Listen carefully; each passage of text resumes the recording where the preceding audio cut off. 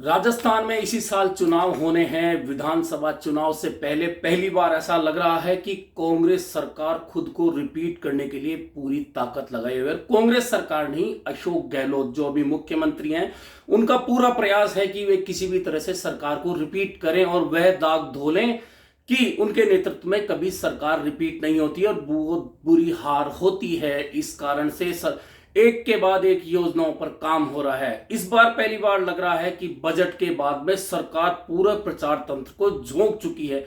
जगह जगह देखिए होर्डिंग, पोस्टर, अखबारी विज्ञापन, टीवी विज्ञापन लगातार आ रहे हैं। सरकार की कुछ योजनाएं जिन्हें लेकर अशोक गहलोत चाहते हैं कि वे हर लोग देखें, उन्हें पहचाने और यह बात हो कि हां, यह सरकार हमारा कल्याण करना चाहती है।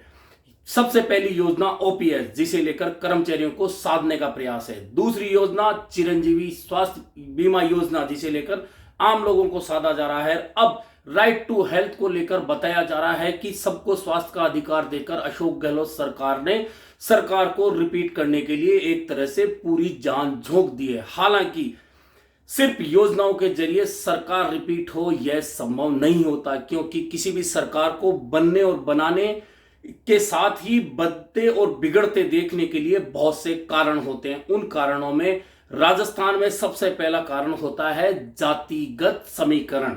और जातिगत समीकरण कांग्रेस के पक्ष में कभी भी नहीं रहते हैं। कांग्रेस सिर्फ तब जीतती है जब लोगों को भाजपा को हराना होता है। और इस बार भी जो माहौल बना हुआ है, भले ही लगातार मुख्यमंत्री अशोक गहलोत, कांग्रेस के अन्य नेता, मंत्री और कार्यकर्ता लगातार ये बात कहें कि इस बार एंटी इनकम्बेंसी नहीं है। हां, जो सरकार में होता है उसे कभी एंटी इनकम्बेंसी नजर नहीं आती है, लेकिन एंटी इनकम्बेंसी तो धरातल पर होती है। और धरातल पर कब दिखती है? जब उस पार्टी के कार्यक्रम होते हैं। पिछले दिनों के धरने, प्रदर्शन और सभाएं देख लीजिए, संभाग सभाएं देख लीजिए। कहीं 1,500 लोग आ रहे हैं, कहीं 2,000 लोग आ रहे हैं, कहीं 2,500 लोग आ रहे हैं, कहीं 3,000 लोग आ रहे हैं। ये आंकड़ा सीमित है। वहीं धरने प्रदर्शन जो राहुल गांधी से लेकर केंद्र सरकार के खिलाफ कांग्रेस की ओर से रहे, उनकी संख्याएं देखिए, कहीं 400, 500, 600, 200, 150 तक सिमट गई है। लेकिन फिर भी अगर सरकार को लगे कि एंटी इनकम्बेंसी नहीं है तो वह उनकी खुशफहमी हो सकते हैं। लेकिन बात राजस्थान में सरकार रिपीट होने की है। फिलहाल सरकार को भले ही लगे कि वह रिपीट हो सकती है, एक के बाद एक योजनाएं दी जाए, लेकिन क्या कांग्रेस में सब कुछ ठीक चल रहा है? हालांकि मुख्यमंत्री उस विषय से बिल्कुल अलग हट चुके हैं, उस विषय को नजरअंदाज कर रहे हैं। और यह विषय है सचिन पायलट का। शायद उन्हें ऐसा लग रहा है कि अब दिल्ली भी सचिन पायलट के विषय को लेकर बहुत ज्यादा इंटरेस्टेड नहीं है। यही कारण है कि दिल्ली में कांग्रेस आलाकमान राजस्थान सरकार की योजनाओं के प्रचार में जुट गया है। ओपीएस को लेकर हिमाचल प्रदेश के चुनाव में प्रचार किया गया, उसके बाद ओपीएस वहां लागू की गई। अब राइट टू हेल्थ को लेकर दिल्ली बुलाकर राजस्थान के स्वास्थ्य मंत्री से एआईसीसी में प्रेस कॉन्फ्रेंस करवाई गई। इसके अलावा राहुल गांधी 500 रुपए के सिलेंडर की योजना का जिक्र भी करते रहे। यानी कि कुल मिलाकर दिल्ली में कांग्रेस राजस्थान को मॉडल स्टेट पूरे देश में प्रस्तुत करना चाहती है। ऐसे में यह विषय अलग हो जाता है कि सचिन पायलट का क्या होगा। हालांकि बार बार सवाल उठते हैं, राजनीति में सवाल उठने भी चाहिए, क्योंकि सचिन पायलट एक ऐसा फैक्टर है जिसे नकारा नहीं जा सकता। लेकिन सचिन पायलट को कांग्रेस में दिया क्या जाएगा, इस पर भी कोई कहीं चर्चा नहीं हो रही है। और अब देने का समय भी शायद समाप्त हो चुका है, ऐसा राजनीतिक लोगों में माना जा रहा है। क्योंकि चुनाव में होने में अब मात्र 5 महीने का समय है और अक्टूबर नवंबर तक राजस्थान में चुनावी माहौल होगा और 13 दिसंबर तक राजस्थान में सरकार बननी। ऐसे में यदि अब बदलाव की बातें की जाए तो सरकार में बदलाव संभव नहीं नजर आता, लेकिन संगठन में कुछ बदलाव हो सकते हैं।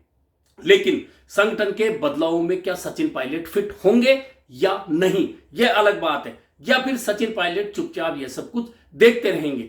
देखने वाली बात यह भी है। हालांकि एक दिन पहले ही हनुमान बेनीवाल ने एक बयान दिया है जिसमें उन्होंने कहा है कि सचिन पायलट अलग पार्टी बनाए और हमारे साथ आए तो हम कांग्रेस और भाजपा को पीछे छोड़ सकते हैं, काफी पीछे छोड़ सकते हैं। लेकिन यह अभी कपोल कल्पित बातें हैं। हालांकि सचिन पायलट के मन में क्या चल रहा है वह अभी किसी को पता नहीं है। सचिन पायलट क्या करना चाहते हैं यह भी किसी को पता नहीं। वे असमंजस में हैं या कोई निर्णय ले चुके हैं जिसे क्रियान्वित कर सकते हैं।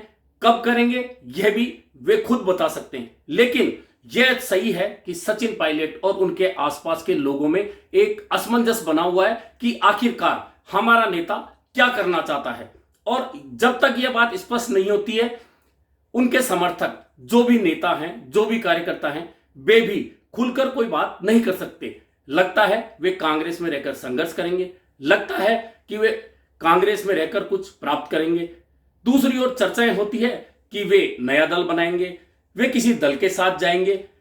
और चुनावी वर्ष में इन चर्चाएं जरूरी हैं क्योंकि ये सभी दल और सभी नेताओं के साथ होती। और चूंकि सचिन पायलट पिछले 2.5 साल से बिना पद के मात्र एक विधायक के तौर पर राजस्थान में हैं, लेकिन क्या वे सिर्फ विधायक रहकर चुनाव तक जाएंगे, यह सबसे बड़ा सवाल है। दूसरी ओर इस सवाल को नजरअंदाज करके मुख्यमंत्री के तौर पर अशोक गहलोत अपना वह दाग धोना चाहते हैं जिसमें कहा जाता है कि सरकार वे रिपीट नहीं करा सकते। इसीलिए लगातार एक के बाद एक योजनाएं बनाना, उन पर क्रियान्वित करना और उनका प्रचार करना, यह प्रमुख फंडा बना हुआ है। लेकिन क्या कांग्रेस के लिए राह इतनी आसान होगी? क्योंकि कांग्रेस जातिगत समीकरणों से अभी तक साधने में दूर है, वहीं भाजपा ब्राह्मण, राजपूत, एससी, एसटी सभी वर्गों को साध चुकी है।